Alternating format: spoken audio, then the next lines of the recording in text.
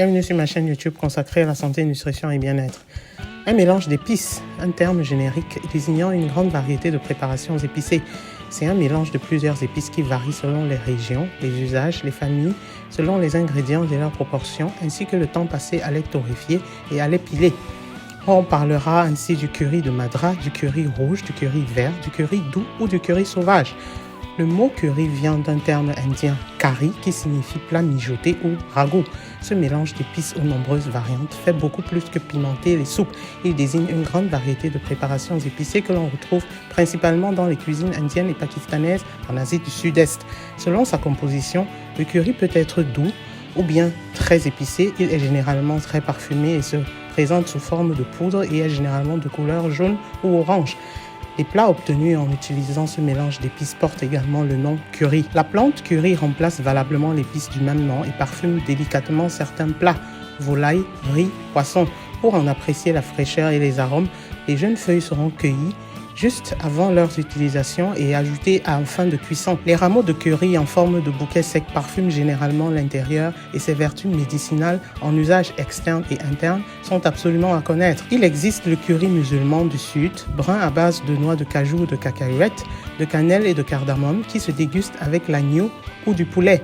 Le curry rouge à base de piment rouge et d'ail classique que l'on sert avec du poisson, des fruits de mer ou de la viande. Le curry vert, le plus célèbre de tous, se compose de piment vert, de coriandre, de gingembre et d'ail, ainsi que le curry jaune, typique de la région du Sud, à base de curcuma, d'ail, de coriandre fraîche et de persil frais. Il accompagne les fruits de mer. C'est un curry assez doux qui contient, en plus des éléments précités, les graines d'aneth, paprika doux, noix de muscade et la semoule. Il est plein de fraîcheur au nez, très fruité en bouche. C'est un mélange pas pimenté qui accompagne à merveille tout plat à base de lait de coco, volaille, poisson, légumes ou sauce de salade. Il existe également le curry sauvage plus corsé et intense que le précédent et contient en plus du curcuma, l'ail, la moutarde blonde et gingembre, la cannelle, le paprika, les garines de fenouil, le cumin, les baies de sichon et la cardamome verte. Il est plus approprié pour des plats mijotés ou pour parfumer des légumes rôtis au four. Cet ensemble d'épices est très facile à intégrer dans les recettes. Originaire d'Inde, il mettra particulièrement en valeur les recettes indiennes comme le poulet au curry, les crevettes sauce curry, les plats à base de lait de coco, mais aussi les plats de poisson. Il s'accorde particulièrement bien avec les haricots verts, les carottes, les poireaux ou même les salsifis. Pour la santé, l'ensemble des épices que constitue le curry contient en plus de l'eau, les glucides, les lipines, les protéines, le calcium, le fer, l'iode, le magnésium, la manganèse, le potassium, la vitamine E et la vitamine K1. Il existe donc 8 bienfaits du curry qui justifient sa consommation. Premièrement, le curry ralentit le vieillissement. Le gingembre, la coriandre et le curcuma contenus dans le curry permettent d'obtenir un effet bénéfique contre le vieillissement cellulaire grâce à leur teneur en antioxydants. Deuxièmement, le poivre noir, souvent présent dans la composition du curry, permet de stimuler la sécrétion de sucre gastrique et soutient le processus digestif.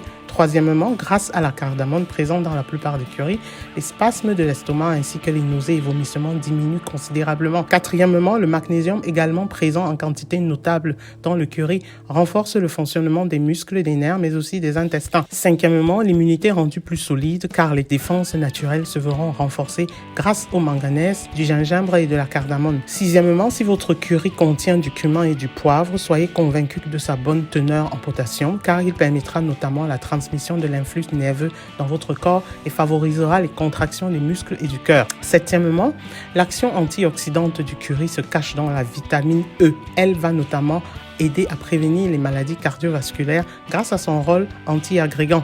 Huitièmement, cette vitamine apportée par la coriandre prévient également les maladies cardiovasculaires grâce à ses multiples propriétés anti-hémorragiques.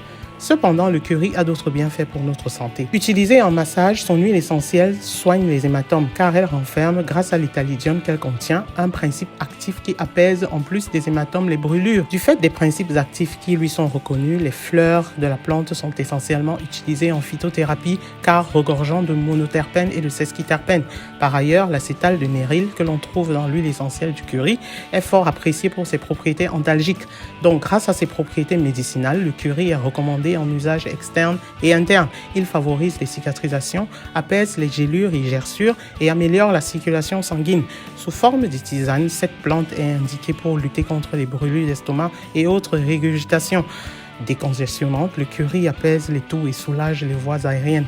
C'est également un antidouleur et anti-inflammatoire très efficace. Sous forme de lotion, le curry favorise les troubles de la circulation et soulage les arthrites, rhumatismes, affections cutanées telles l'eczéma et l'acné. Outre son effet bactéricide, le curry est également apprécié pour ses vertus antispasmodiques. Le curry est consommé sous diverses formes et préparations: tisane, infusion, crème, huiles essentielles, lotion, inhalation, voire fumigation. En usage interne, préparez une infusion en jetant une poignée de fleurs dans une casserole d'eau chaude. Laissez infuser, gardez au frais avant de la consommer. Le curry est reconnu pour ses extraits et ses inflorescences sous forme d'huile essentielle. En usage externe, les effets de l'huile essentielle sont bénéfiques lorsqu'elle est aussi mélangée à une huile végétale de type d'argan. En application cutanée, pour diminuer les varices, rosacées ou hématomes, préparez un mélange de 3 gouttes d'huile essentielle de curry diluée dans de l'huile d'argan. Faites-en de légers massages sur les zones attritées. En cas de stress, relaxez-vous dans un bain d'eau contenant 10 gouttes d'huile essentielle de curry. Pour en venir à bout de l'acné, il est recommandé d'appliquer la lotion de curry plusieurs fois par semaine sur la zone attritée. En inhalation, faites diluer 3 à 5 gouttes d'huile essentielle de curry dans un bol d'eau chaude. À l'aide d'une serviette, recouvrez la tête et appréciez. Il est à noter tout de même que l'huile essentielle de curry dispose à elle seule une efficacité peu ordinaire. Par conséquent, considérez également les recommandations d'un professionnel de santé. On peut se procurer le curry largement disponible en grande surface ou dans les établissements bio. Alors, n'hésitez surtout pas à profiter des multiples bienfaits du curry. Au revoir!